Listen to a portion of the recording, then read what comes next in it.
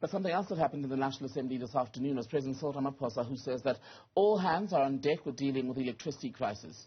Ramaphosa says critical interventions have been identified and measures have been put in place to sustainably increase energy creation. He also responded to questions on the role played by the Electricity Minister, Kgosietso Ramakgopa, and his response to the load-shedding crisis.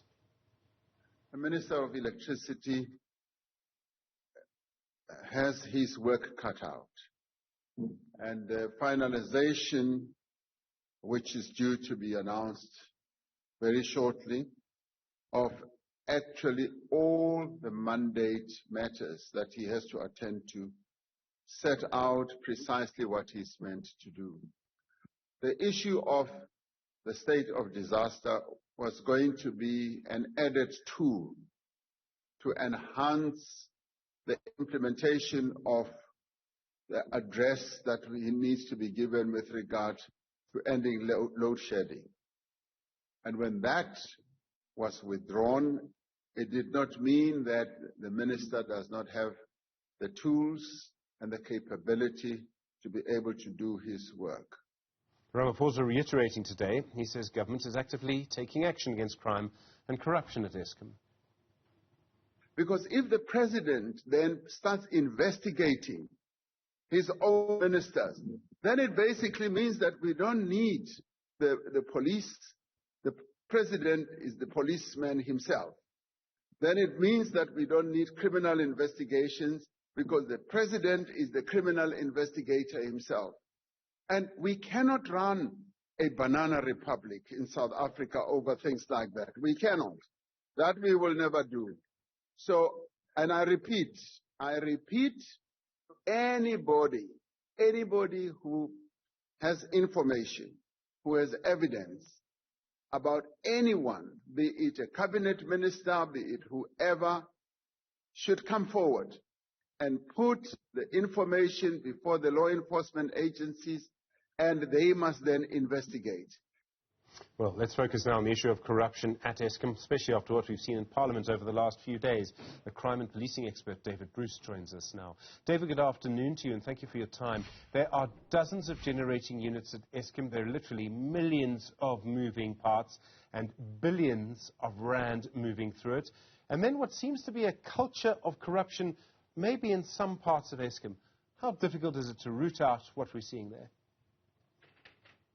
Right. Well, Stephen, the first thing I would say is that when we need to talk about, to clarify what the kind of scope of the issue is here, because I mean, I appreciate that a central component of it is corruption, but essentially what I think, you know, if we're having this discussion as part of a follow-up to some of the presentation and so on that have been in Parliament over the last couple of days.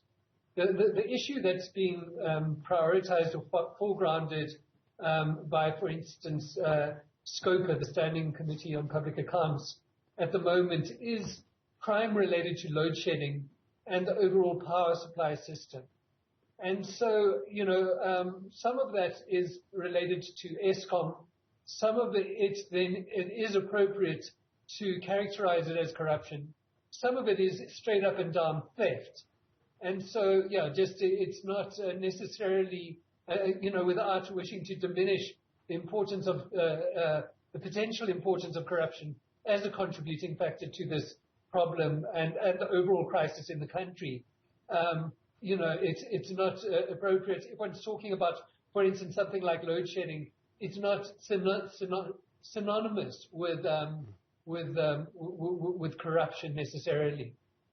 It would seem almost as if our future as a country could be determined by whether we sort Eskom out. And certainly crime and corruption are big features there, I accept what you say, but they're big parts of this problem. What do we need a proper unified effort to do it, and do you see evidence of a unified effort by government to actually do that, to sort out the problem of crime and theft at Eskom?